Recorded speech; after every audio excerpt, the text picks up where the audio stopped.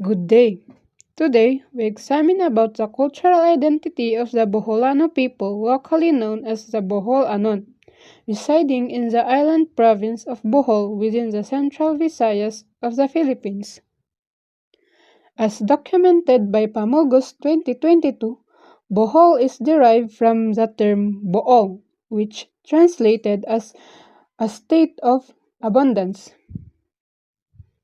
In 2022 census, the population is approximately 1.39 million, according to Latino 2021.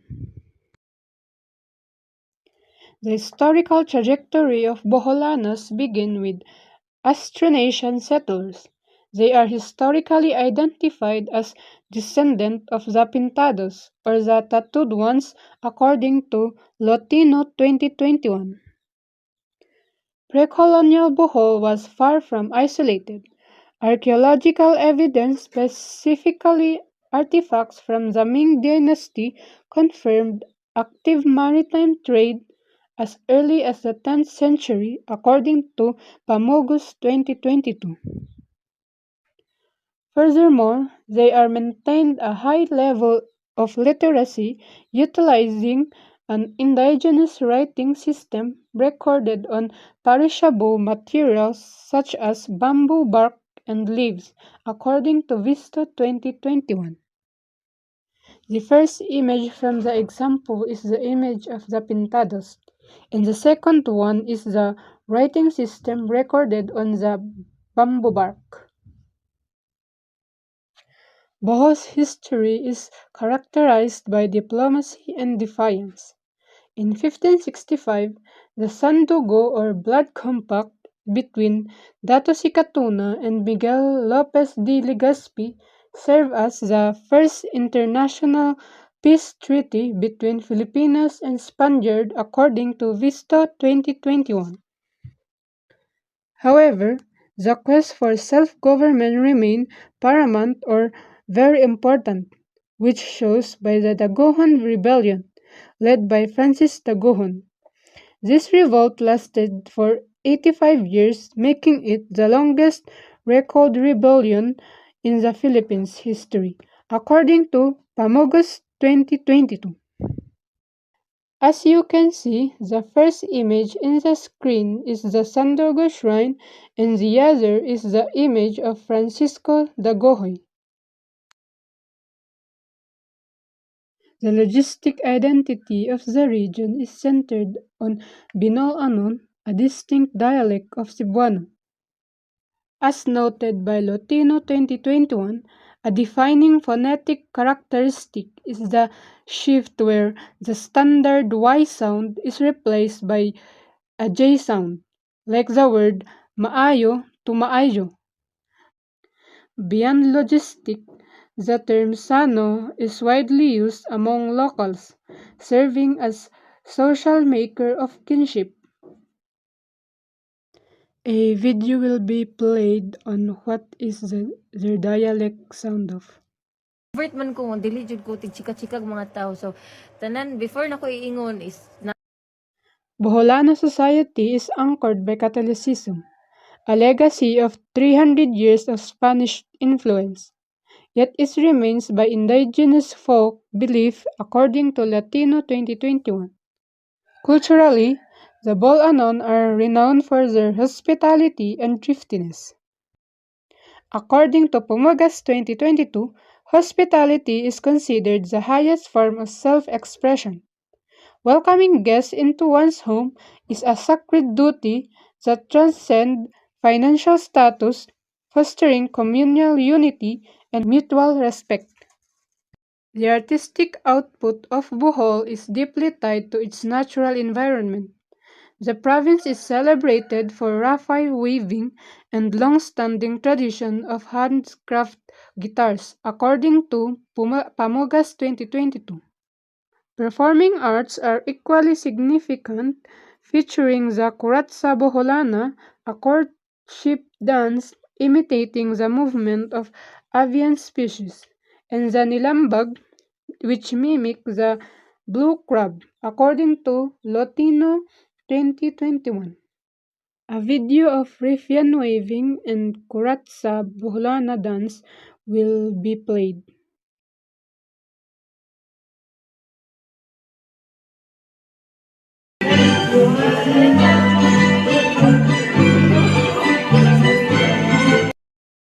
Bohol is often called the fiesta capital.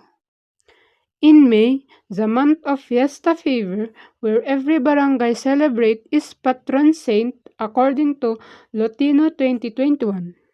They also hold the Sandugo Festival to honor the blood of Datu Sikatuna, and also the Ubi Festival where the ubi or purple yam is considered a sacred crop that if one drop it on the ground, they must kiss it to show respect according to Lotino 2021.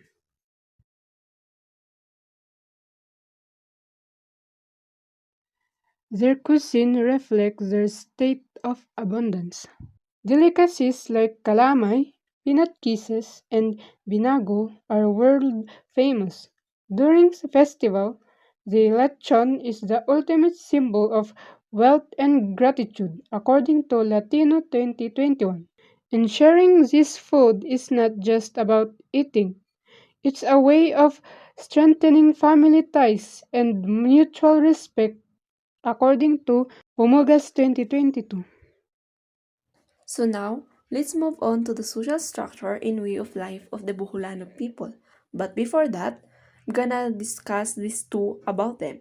So, Buholano people are known to be thrifty, law-abiding, and humble people.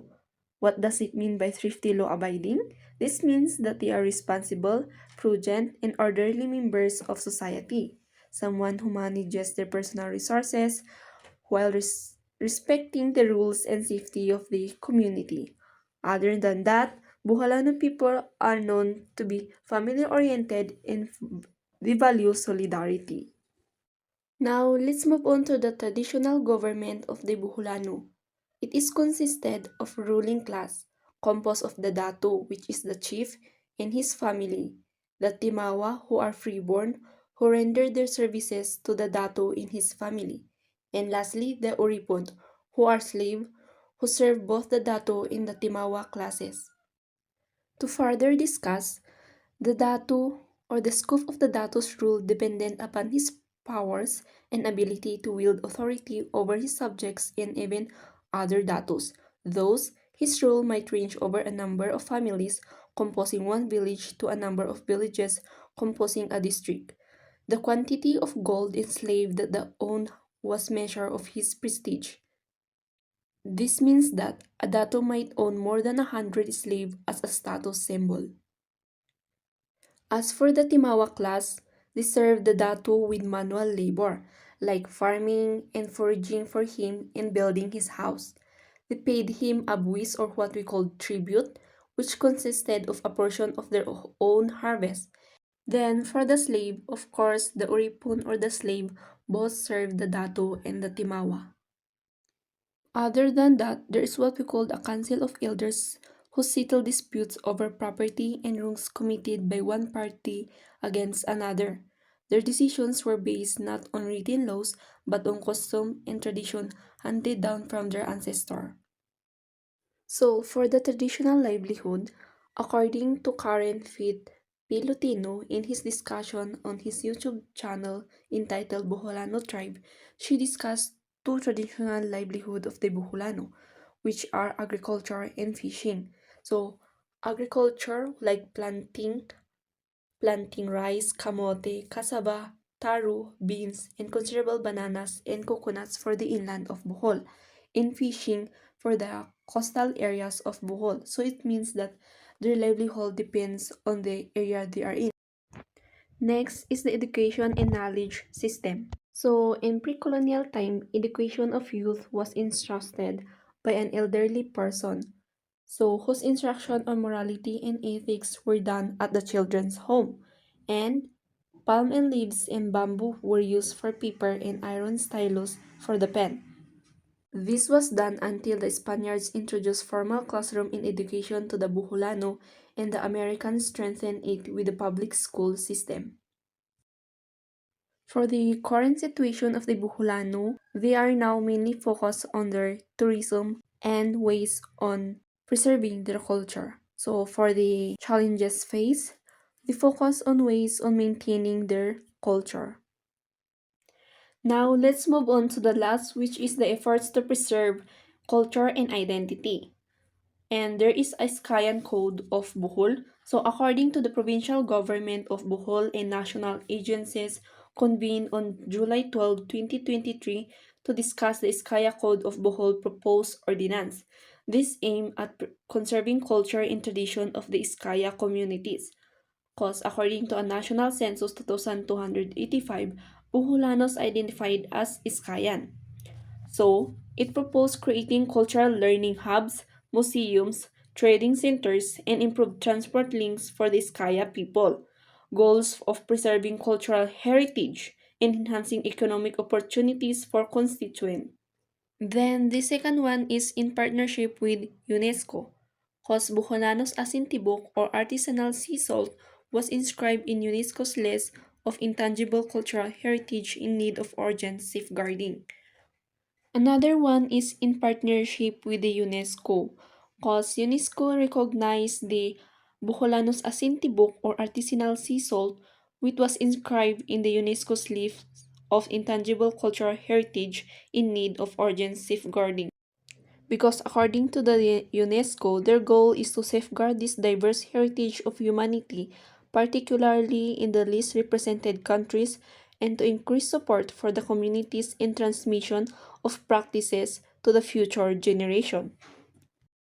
Before we end our report, we have a short reflection about the Boholano tribe.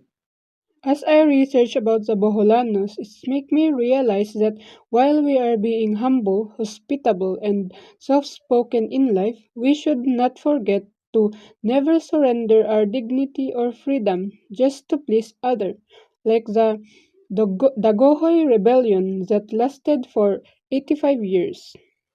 In addition, Boholano contributes by preserving their unique cultural traditions, which is significant right now, such as festival. Furthermore, Boholano tribe is important to recognize and respect because of their efforts to still maintain their culture despite the challenges they face until today.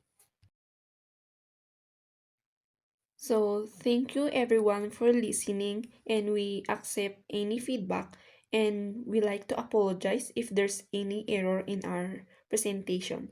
Once again, thank you for listening.